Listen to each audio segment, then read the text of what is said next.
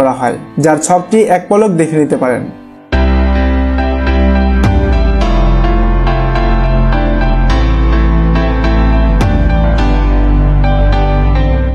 এবং মজার বিষয় হচ্ছে সৈনিক বা অন্যান্য পদবী যখন বা যে কয়দিন ছুটিতে থাকবে সে কয়দিনের রসদ ভাতা বাবদ পরবর্তী মাসে দৈনিক 26 টাকা হারে প্রদান করা হয়। এছাড়াও যে কোনো আশ্রয়ণ প্রকল্প বা প্রশিক্ষণ এলাকায় দায়িত্বরতকালীন সরকারি খাবার হিসেবে ফ্রেশ প্রদানের বিপরীতে এপারে বাবদ দৈনিক 68 টাকা প্রদান করা হয়।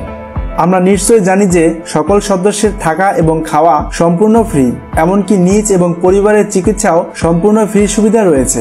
আর সামরিক বাহিনীর চিকিৎসালয় তথা সিএমএস বাংলাদেশের নম্বর 1 চিকিৎসালয়, তাতে কোনো সন্দেহ নেই। বাংলাদেশের প্রতিটি সেনানিবাসেই একটি করে সিএমএস তথা চিকিৎসালয় রয়েছে। এবার একজন সৈনিকের দ্বিতীয় বছর বা বার্ষিক যেভাবে বেতন বৃদ্ধি পায় সেটা একটু দেখে নিন।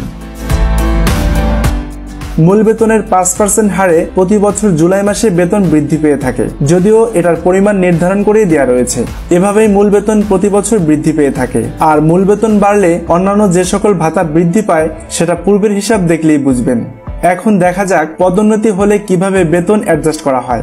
ধরুন একজন সৈনিক 10 বছর চাকরিতে ল্যান্স কর্পোরাল হলো। ধরুন তার সর্বশেষ মূল বেতন ছিল 14,720 টাকা। এখন দেখতে হবে ল্যান্স কর্পোরাল পদবীর নির্ধারিত মূল বেতনের কোন ধাপের সাথে অ্যাডজাস্ট হয়। তবে এখানে নিয়ম হচ্ছে যে পূর্বের মূল বেতনের চেয়ে বর্তমান মূল বেতন কখনোই কম হবে না, বেশি হবে। সেই হিসেবে দেখুন এটার সাথে অর্থাৎ 15,120 এর সাথে অ্যাডজাস্ট হয়।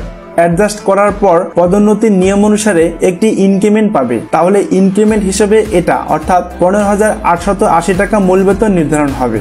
এভাবেই পদোন্নতি অথবা প্রতি বছর বেতন বৃদ্ধি হয়ে থাকে। কোনো কারণে যদি কোনো সদস্য পরবর্তী আর পদোন্নতি না পান, তাহলে ওই পদবিতেই সর্বশেষ মূল বেতন বা সর্বোচ্চ এই মূল বেতনে পেনশন গমন করবেন। বলে রাখা ভালো যে চাকরি জীবনে বেতনের পাশাপাশি আরো কিছু খুঁটিনাটি সরকারি ভাতা প্রদান করা হয় এবং সেটা বিভিন্ন যোগ্যতা কিংবা চাকরির স্থানকাল পাত্রভেদে প্রদান করা হয়। যেমন কেউ পদোন্নতি যদি কখনো না পায়, তাহলে চাকরির 10 বছর এবং 16 বছর বয়সে পরবর্তী পদোন্নতির সমপরিমাণ বেতন বৃদ্ধি করানো হয়।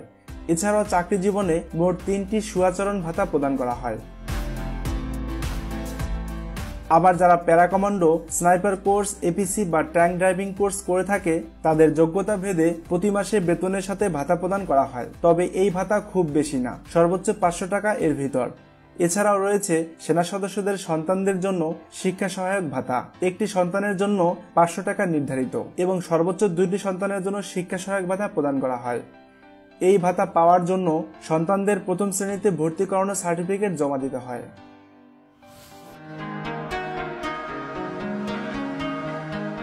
অন্যান্য বাহিনীর সাথে সৈনিক সমমান পদবীর বেতনের সামান্য কম বেশি থাকলেও ভাতার ক্ষেত্রে অমিল রয়েছে। যেমন প্রতিরক্ষা ভাতা অন্যান্য বাহিনী নেই, আবার অন্যান্য বাহিনীর প্রতিমাসে ঝুঁকি ভাতা প্রদান করা হয়, যা সামরিক বাহিনীতে শান্তিকালীন সময়ে বা নিয়মিত প্রদান করা হয় না। এরকম টুকটাক পার্থক্য থাকাটাই স্বাভাবিক।